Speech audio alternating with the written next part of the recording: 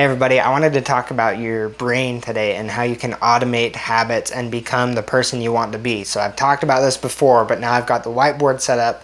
I'm ready to talk to you about it here. So you've got, and I just created a post not too long ago about this of the two systems of your brain. So I'm kind of applying those same things that I've said before to this model. So you've got system 1 here of your brain, and you've got system 2, which is smaller.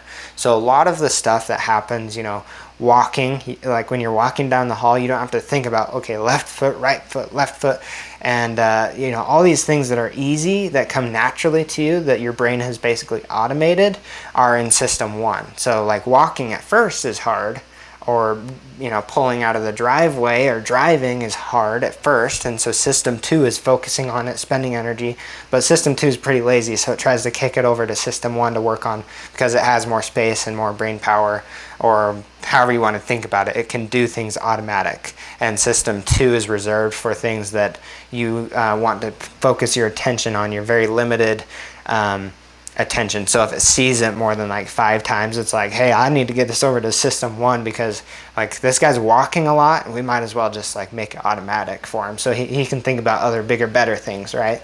And so that's kind of how it works with system 1, system 2.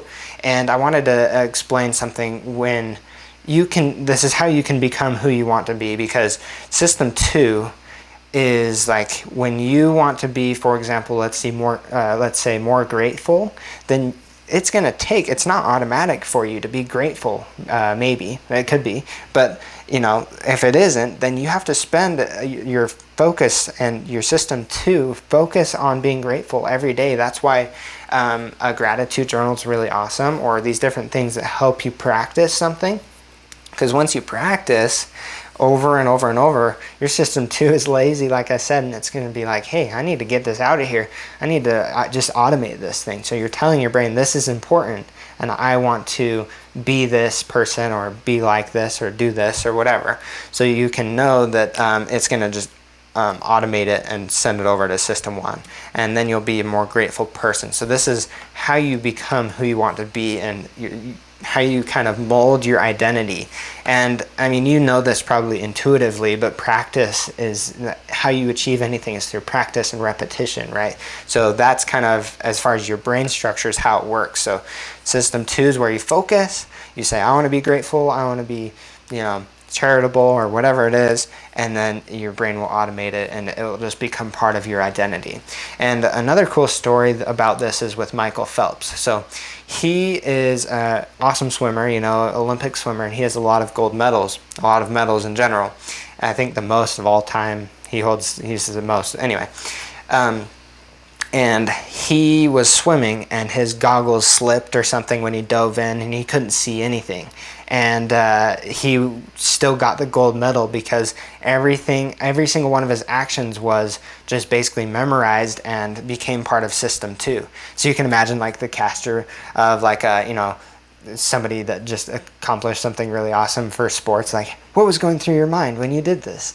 And then they're like, well, I don't really know, like I just practiced it a lot, and it was kind of automatic, like I was just in the flow, in the zone, right? And that's what happens when you practice something so much.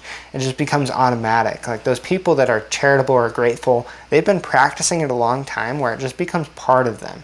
So anyway, I'll get off my kind of soapbox here, but I hope that makes sense. That's system 2 and system 1, and that's how you can kind of hack your brain to become who you want to be. Oh, and one last thing, you can do this with habits too. So habits are the best thing. The best way to make a new habit is to make it part of your identity, right? And so like I said, out here, system 1 are all the things you're automatically doing, and it's part of your identity. Like, oh, I am a charitable person, or a grateful person. Like if you do it enough times, you hold that identity. So the best way to hack a habit is to spend so much time in system 2 on it. And they say like 30 days, 60 days. There's not really a day amount, but it is a principle that over time, system 2, if you repeat enough, it'll just automate it, and it'll become part of your identity.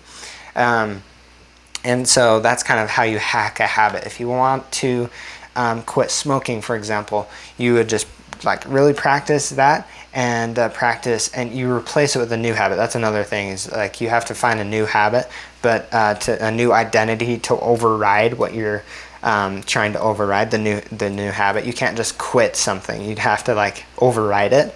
But so you come up with a new identity, right? A new person, a new habit, and you do that over and over and over, and it will become your new identity, your new habit, an automatic kind of way where it just is like, yeah, that I am that person. So anyway, now I'll get off my soapbox. I hope you enjoyed that, and just let me know what you think.